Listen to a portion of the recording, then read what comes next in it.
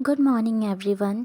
आपको पता है कि मेरी मौसी और मेरी मम्मी को मेरे सुंदर घुंघराले बालों से इतनी जलन हुई कि उन्होंने जब मैं सो रही थी तो मुझे टकलू कर दिया। इतने में भी इनका मन नहीं भरा तो इन्होंने सोचा कि जब मैं सो रही होंगी तो मुझे रेडी करके मुझे घूमी घूमी करने के लिए ले जाएंगे, क्योंकि मुझे बहुत ज़्यादा नींद आ रही थी और मेरा रेडी होने का बिल्कुल मन नहीं था। तो मैंने अपनी जादुई शक्ति का इस्तेमाल करके उस ड्रेस की ज़िप को ही तोड़ दिया। ये देखिए, देखा मुझसे पंगा लेने का नतीजा। इसके बाद हम लोग निकल गए और उस समय सुबह के, क्योंकि 4 बज रहे थे, तो सूरज चाचा नहीं निकले थे।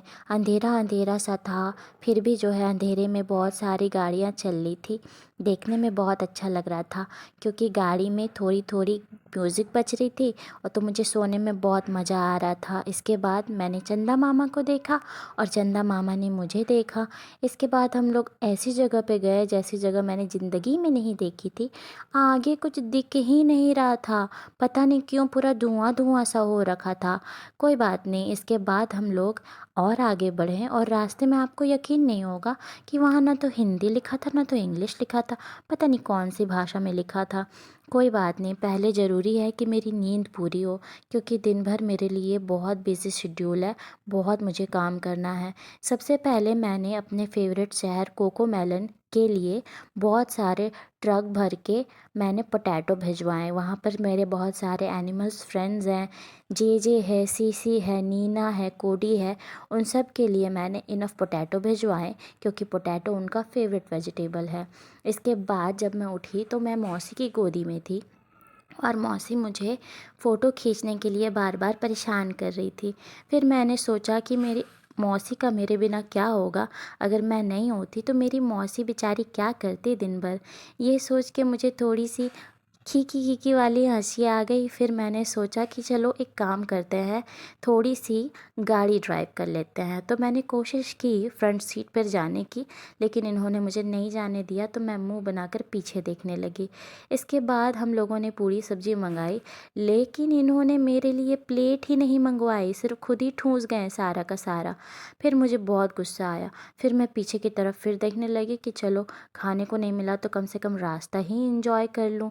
इसके बाद मैंने गाड़ी में थोड़ी सी मस्ती की। इसके बाद हम अपने डेस्टिनेशन पे पहुँचे, जहाँ पर मैंने चारों ओर देखा, मेरी पहचान का कोई नहीं था। हाँ, एक पेड़ ऐसा था जिसमें फूल ही फूल लगे थे, पत्ते नहीं थे। फिर उस नई जगह पे जाने का मुझे मन नहीं था, क्योंकि वहाँ पे मैं किसी को जानती नहीं थी ना, तो कैसे चली जाऊँ जहाँ जानती नहीं हूँ। तो मैंने जीसस बाबा को देखा, तो मुझे थोड़ा सा रिलीफ फील हुआ कि चलो कम से कम कोई तो पहचान का है। वहाँ पे मैंने एक क्यूट सी बेबी को देखा जो बिल्कुल मेरी तरह थी, बस उसके सर पे बाल थे। लोहे के दरवाज़ा को पार करते हुए हम आगे बढ़े, जहाँ पर बहुत सारे बड़े बड़े फ़ोटोज़ लगे थे और कुछ कुछ लिखा भी हुआ था शायद। इसके बाद फिर एक जगह मैंने देखा जहाँ पे कॉइन्स फेंके हुए थे और पानी भी लगा था। 2 एंजल्स को देखा जो कि प्रेयर कर रही थी। जीसस बाबा की स्टैचू भी थी और उस स्टैचू में मैंने देखा कि उनको चोट लगी हुई है, मुझे बहुत दुख हुआ। फिर मैंने इसके बाद मदर मैरी को देखा जो कि हम लोग के लिए प्रेयर कर रही थी। फिर मुझे कैंडल दिया गया, बोला गया इसको जला के प्रेयर करना है, तो मैं वो कैंडल खा गई दोस्तों। तो फिर इसके बाद मेरी मम्मी मुझे ज़बरदस्ती नीचे ले आई और इसके बाद जो है जीसस बाबा मुझे बुला रहे थे, तो मैं जाने की कोशिश करने लगी, लेकिन मेरी मौसी मुझे जाने नहीं दे रही थी और कैमरामैन अपना कैमरा लेके मेरे मुँह में घुस गया। वहाँ पर बहुत सारी स्टैचूज़ बनी हुई थी, वो सब मैं एक्सप्लोर करना चाह रही थी, लेकिन ये लोग मुझे छोड़े तब ना। फिर मुझे अपना फेवरेट काम करने को मिला जो था कचरा उठाना, तो मैं कचरा बीनने लगी। वहाँ पर जो है लोहे के 4 लोग थे, तो मैंने सोचा कि चलो भाई इन्हीं से बात कर लूँ। तो मैं एक लोहे के आदमी के पास गई, लेकिन उसने मुझसे बात नहीं की तो मैंने भी नहीं की। एक एंजल थी जो दिन में जो है टॉर्च लेके घूम रही थी। फिर इसके बाद जो है मैं वहाँ से निकलने की कोशिश करने लगी, लेकिन कैमरामैन मुझे फिर से परेशान करने लगा। तो फिर मैंने कैमरामैन का सारा गुस्सा अपनी मौसी पे उतारा, उसे 2 मुक्के मारे। फिर मैं थक गई तो मैंने ड्रेस चेंज किया, दूध पिया और फिर हम आगे चले गए।